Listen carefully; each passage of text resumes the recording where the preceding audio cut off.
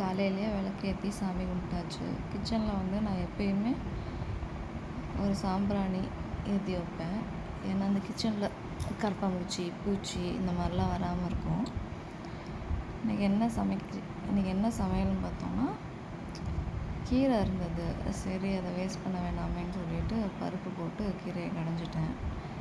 அதை எப்படி பண்ணோன்னா, குக்கரில் இது வந்து ஒரு 1 பாட் ரெசிபி. அப்போ குக்கரில் வந்து கொஞ்சோண்டு பாசிப்பருப்பு, கொஞ்சோண்டு துவரப்பருப்பு, தக்காளி, சின்ன வெங்காயம், பச்சை மிளகா, பூண்டு, ஜீரகம் இது எல்லாத்தையும் போட்டு ஒரு 10 நிமிஷம் அந்த பருப்போடு ஊற வச்சிடணும். அதுக்கப்புறம் அந்த 10 நிமிஷம் கழித்து அந்த ஊறின பருப்பில் அந்த கீரையை போட்டு குக்கரில் வந்து ஒரு விசில் விட்டு இறக்கணும்னா வந்து இறக்கி ஒரு 10 நிமிஷம் கழித்து நம்ம கரண்டியை வச்சு நல்லா கடைஞ்சோன்னா வந்து மற்ற வச்சு கடைஞ்ச மாதிரியே இருக்கும், நல்லாயிருக்கும். அப்புறம் இந்த சைடு வந்து சோறு வந்துட்டுருக்கு. இதுக்கு சைட் டிஷ் வந்து வாழைப்பூ பொரியல் தான் இன்றைக்கி.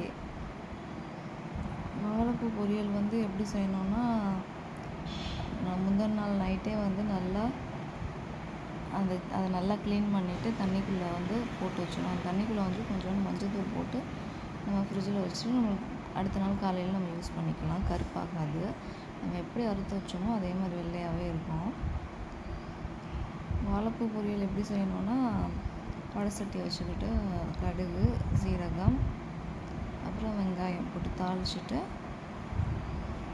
அதுக்கப்புறம் அதை அறுத்து வச்ச வாழைப்பூ இருக்குல்ல அதையும் போட்டு நல்லா வதக்கிட்டு, இதுக்கு வந்து தண்ணி ஊற்றக்கூடாது. தண்ணி தெளித்து தான் வேக வைக்கணும். தண்ணி நம்ம ஊற்றி ரொம்ப கொதிக்க விட்டோம்னா அதில் இருக்க சத்தெல்லாம் போயிடும். ஸோ அதனால் நம்ம தெளித்து வேக வச்சா நல்லாயிருக்கும். தெளித்து வேக வச்சுட்டு அப்புறம் மிக்ஸி ஜாரில் வந்து தேங்காய், 3 வரமிளகா,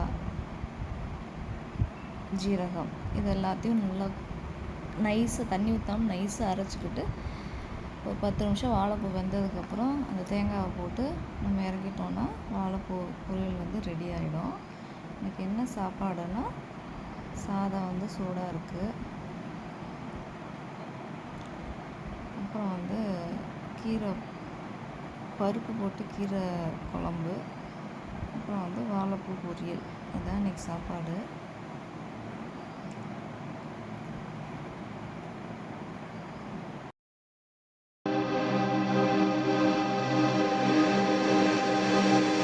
दिल लगी कि तेरे दिल को दिल लगी न लगे